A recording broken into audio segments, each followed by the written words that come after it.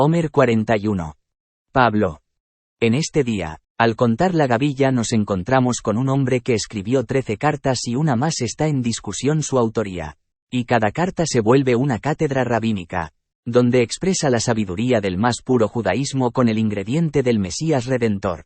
Es el hombre con el más alto nivel académico de todos los escritores de la Biblia.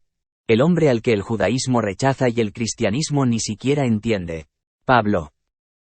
Para poder concentrarnos en los escritos de Pablo, debemos de tomar en cuenta lo que opina uno de los apóstoles, que lo conoció, que convivió con él y que discutió con él, el apóstol Pedro, quien de manera muy objetiva dice lo siguiente: y tened entendido que la paciencia de nuestro Señor es para salvación, como también nuestro amado hermano Pablo, según la sabiduría que le ha sido dada, os ha escrito, casi en todas sus epístolas, hablando en ellas de estas cosas, entre las cuales hay algunas difíciles de entender, las cuales los indoctos e inconstantes tuercen, como también las otras escrituras, para su propia perdición.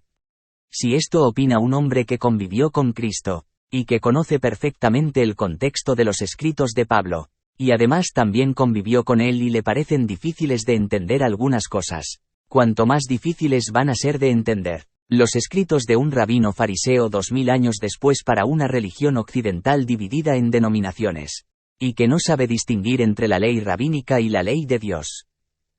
El concepto que la religión muestra de Pablo raya en lo absurdo e incongruente, pues primeramente lo ponen contradiciendo todo lo que Jesús dijo. ¿Cómo puede ser posible que alguien piense que un apóstol del Señor va a contradecir a su Señor? Pero eso es lo que se enseña. Y para colmo, la religión apóstata asegura que Pablo cumplía la ley porque era judío, pero enseñaba a los gentiles a no cumplirla, lo que resulta ser la más absurda de las incongruencias. Pero un hombre íntegro delante de Dios, que haya sido llamado directamente por el Señor para ser su enviado, lo menos que se le puede exigir es que sea un tipo congruente, alguien que muestre coherencia entre lo que dice y lo que hace. Por lo tanto, para poder entender las cartas de Pablo, hay que ver primero cómo actuaba y cómo pensaba este hombre. Primero hay que ver cómo se describe a sí mismo según Hechos 22 y Filipenses 3. Judío del linaje de Israel, hebreo de hebreos de la tribu de Benjamín, circuncidado al 8º día, instruido a los pies de Gamaliel, estrictamente conforme a la ley de nuestros padres, celoso de Dios, fariseo hijo de fariseo en cuanto a la ley irreprensible. Estas son las credenciales del Saliai, Saúl de Tarso, la manera como se concibe a sí mismo, y enseguida vemos si lo que él presume ser realmente lo aplica en su manera de pensar y su forma de actuar. Hablaba hebreo, Hechos 21:40 y 22. Hizo voto nazareo, Hechos 18:8 y 21:24. Subía a Jerusalén a adorar en las fiestas bíblicas, Hechos 24:11. Guardaba el día de reposo, Hechos 17:1-2. Se regocijaba en la ley, Romanos 7:22. Confesó creer y practicar la ley, Hechos 24:14. Asistía y enseñaba en las sinagogas, Hechos 13:5, 14:1, 18:4, 19:8. Celebraba la Pascua, Primera de Corintios 5:3-8. Celebraba tabernáculos, Hechos 20:16. Celebraba panes sin levadura, Hechos 20:5-6. Declaró que la ley es buena y santa, Romanos 7:12. Los ancianos de Jerusalén dieron testimonio de la fidelidad de Pablo a la ley de Dios, Hechos 21:24. Declaró que lo más importante es guardar la ley de Dios, Primera de Corintios 7:19. Declaró que los justos son los que obedecen la ley de Dios, Romanos 2:13. Si esta era la manera de pensar y de actuar de Pablo, entonces debemos de tener esto en cuenta para poder comenzar a comprender las cartas que él escribió. Pues, ¿qué clase de siervo de Dios podría ser, si actúa y piensa de una manera y enseñara lo contrario? Así que, si él dice que la ley de Dios es santa y buena, si él se regocijaba en la ley, si Pablo guardó el voto nazareo, y guardaba las fiestas en Jerusalén conforme lo establece la ley, es imposible que enseñara a no guardar la ley. Un hombre que destacó por ser fiel observante de la ley. Eso es sentido común, coherencia y congruencia además de integridad ante Dios.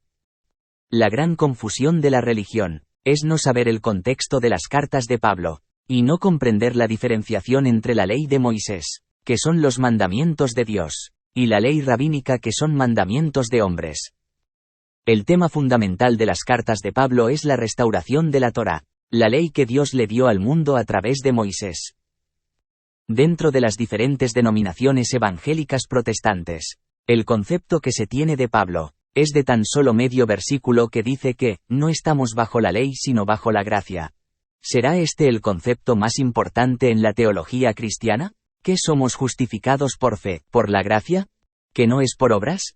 ¿Que no tenemos que hacer absolutamente nada? ¿Que toda la obra ya fue completada por Cristo? Por tanto, ¿ya no tenemos que guardar los mandamientos de la ley de Moisés porque estamos bajo la gracia? Este es el fundamento donde descansa toda la teología cristiana. Y habrá que ver si es verdad o es una mentira sembrada en los creyentes.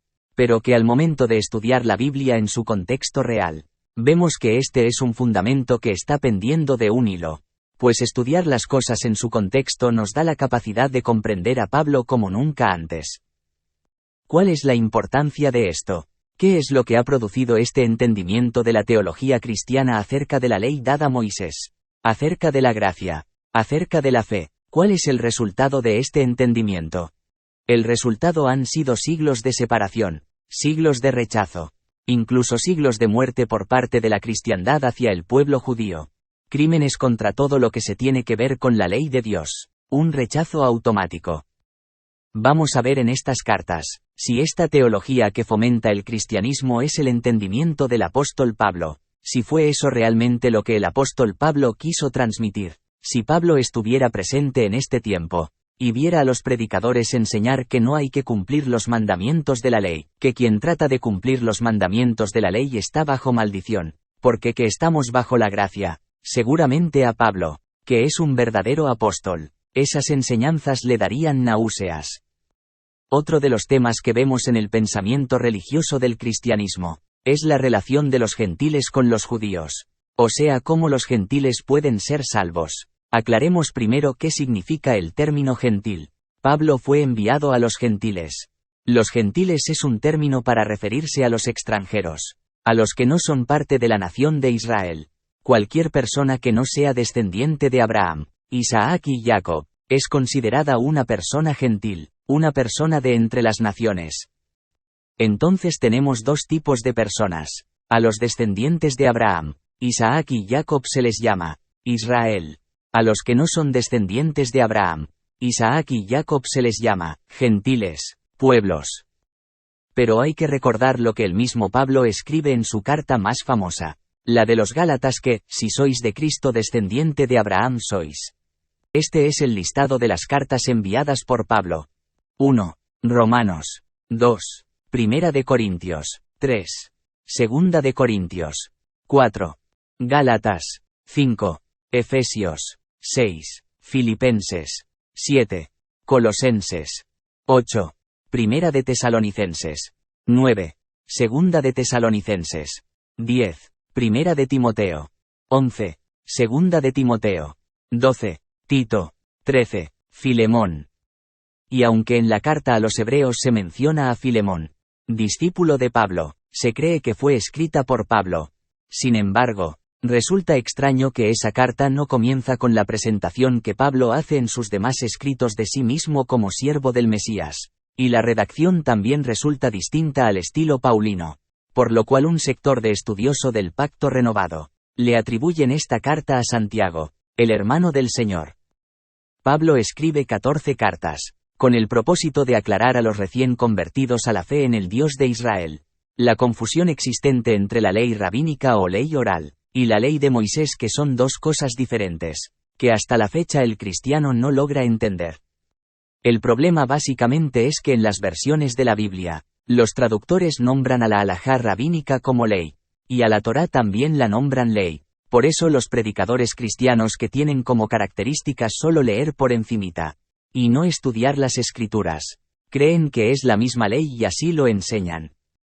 En resumen, Pablo enseña que judaizar es imponer las tradiciones rabínicas establecidas en la ley oral, y al mismo tiempo deja en claro que la ley escrita, la ley de Dios, la Torá, es la máxima autoridad del creyente tanto judío como gentil. Y algo muy importante que debemos de tomar en cuenta, La manera correcta de predicar al Mesías. Muchos predican a Cristo como se les va ocurriendo. Con mucho ánimo. Con muchas ganas. Sí, pero con una base muy endeble solo como se lo imaginan. Pero Pablo nos enseña en Hechos 28-23 cómo se debe predicar a Cristo. Y habiéndole señalado un día, vinieron a él muchos a la posada, a los cuales les declaraba y les testificaba el reino de Dios desde la mañana hasta la tarde, persuadiéndoles acerca de Jesús, tanto por la ley de Moisés como por los profetas. Es el día 41, semana 6. Y faltan 9 días para la renovación del pacto Shavuot, Pentecostés.